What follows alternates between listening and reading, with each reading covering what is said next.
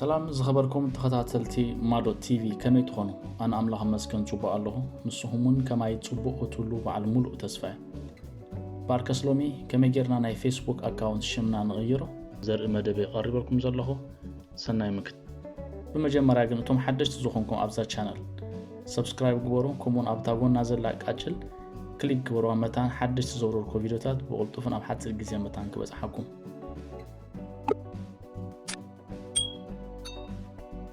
ኣብዚ ዓለም ከባቢ 5 ቢልዮን ዝኾኑ ሰባት ተጠቀምቲ ፌስቡክ ኣለው ኩሉ ሰብ ፌስቡክ ኣውጽእ ከሎ ከዓ ብኽልተ መንገዲ ኣውጽእ ሓደ ብቁጽሪ ቴሌፎን ወይ ከዓ በትናትና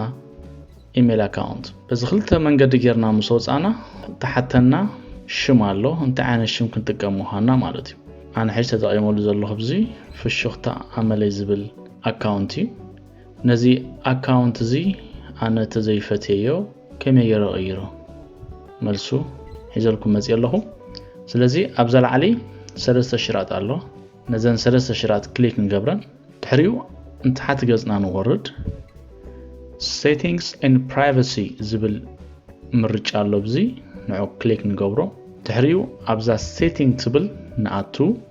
ድሕሪኡ ኣብዛ personal information ናይ ውልቃዊ ሓበሬታና ስለ ዝኾነ ኣብዛ personal information ትብል ምርጫ ኣባና ኣቱ then here is it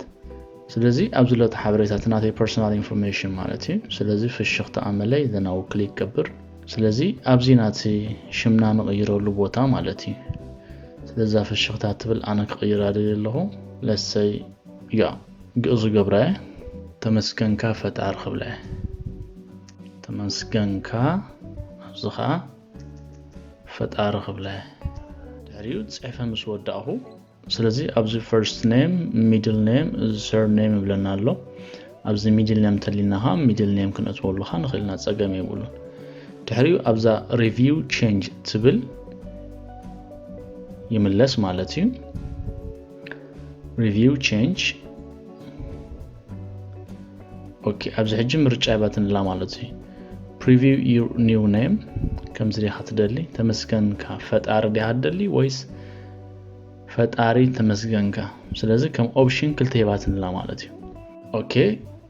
السامرጽ ያለው ከቃይሮ خل ወይ ነዚ አመርጽ خل ወይ ነዚ አንኩ መርጽ خل ድሕሪው ስታያት ሓተንላ ትናቴ ፓስወርድ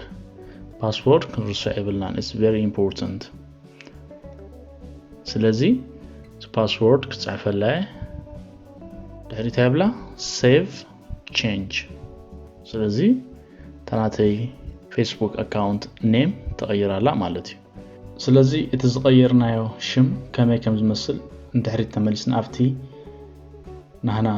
account ከይና ኸሪና ማለት እዩ ስለዚህ እንድሕሪ ንመለስ ኣብስተሪናዮ ተመስገንካ ፈጣር ብላለች መጀመሪያ ዝነበረ ግን ፍሽኽታ አመለይ ነይሩ ስለዚህ ከምዚ ጌርና ትናድና Facebook account name ንቀይሮ ሕጂ ቀይር ያለሁ ዛ Facebook account name ሽም ድሕሪ 3 መዓልቲ ክቀይራ ዝኽእል ቅድሚኡ ክቀይራ ትናይ Facebook ፖሊሲ ወይ ኣሰራርሓ ኣይፍቅደለይኒ ስለዚህ ኣብ 3 መዓልቲ ክቀይሮ ክእለ ማለት እዩ ስለዚህ ከም ዝመስልና ያለው መደብ ዛ ቪዲዮ እዚ ሓጋዝትን ተኣሚትን ኮይና ተራኺብኩማ ሼር ግበርዋ ኮመንት ዝኾነ ሪቶ ኮመንት ተሊኻ ኣብቲ ናይ ኮመንት ቦታ ጻሓፉለይ ሰሰናይ